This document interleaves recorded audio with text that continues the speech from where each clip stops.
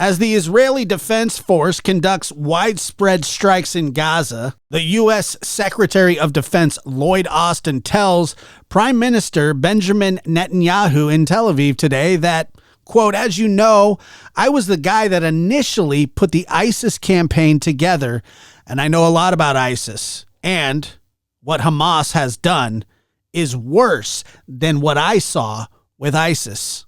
Austin, who served as commander of CENTCOM, the U.S. forces in the Middle East from 2013 to 2006, goes on to say it's an awful week. He added, noting the disgusting acts by this terrorist group.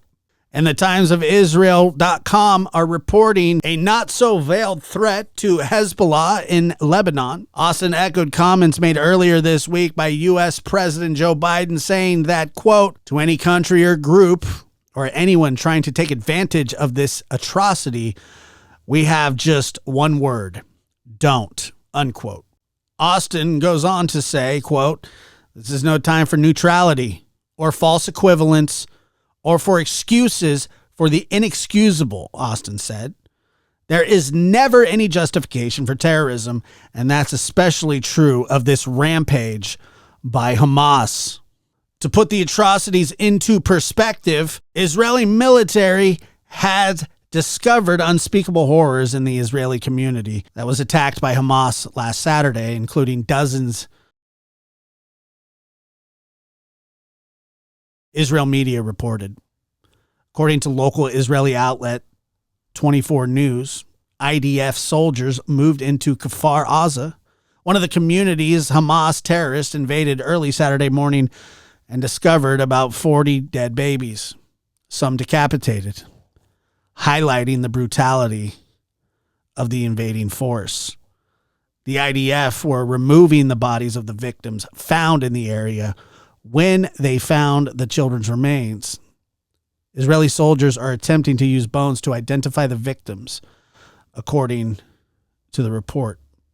Quote, "It's not a war, it's not a battlefield.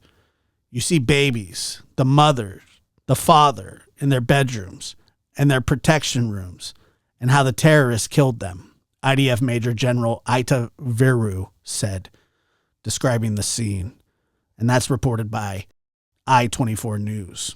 The outlet described the level of barbarity they witnessed as what the Allied forces must have experienced walking into Nazi-controlled areas during World War II. Quote, "Many soldiers were called up for reserve service and could be seen actively consoling each other after what they had to witness. They arrived expecting the worst, but scenes are beyond anything that anyone could imagine." The outlet added the atrocities that were committed with guns, grenades, knives, all targeting innocent civilians in their homes. And to put this latest attack into perspective, the attack on civilians by Hamas, well, they attacked Israeli civilians in a hotel on March 27, 2002, in which 30 people were killed and 140 were wounded. The attack has also been referred to as the Passover Massacre since it took place on the first night of the Jewish festival at Seder.